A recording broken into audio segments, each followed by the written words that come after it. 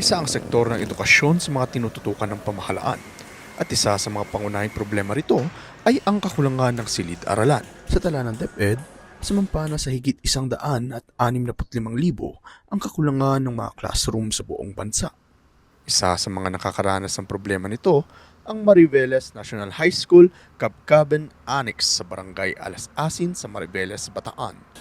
Bilang estudyante po na nakakakita ng suliranin at problema sa ating paaralan, isa po sa mga problemang hinaharap namin dito is yung kakulangan po ng silid-aralan. And isa na po dito ang nakaka-experience is yung mga TBL po, lalo na po na sila po yung mas marami. Kaya naman ang pamahalaan, iba't ibang paraan na ang kanilang pinag-aaralan.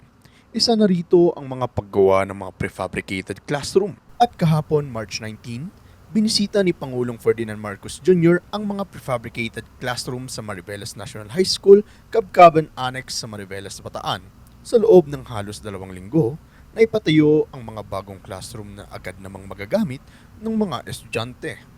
Mahigit 1,000 estudyante naman ang inaasahang makikinabang dito. Bawat silid-aralan ay kayang tumanggap ng mahigit na 35 hanggang 40 mag-aaral.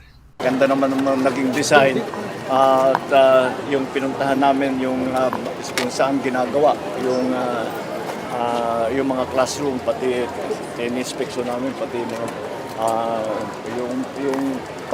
yung kanilang manufacturing method. At saka maganda ito because ang design nito ay mas matibay ito hanggang sa lindol 8, di ba? Up to level 8 na kaya niyang mas ma-withstand. Sa sa Baguio, 300 kilometers per hour winds is rated for that with a 20-year warranty. So it's a better design at saka mas mabilis ang production.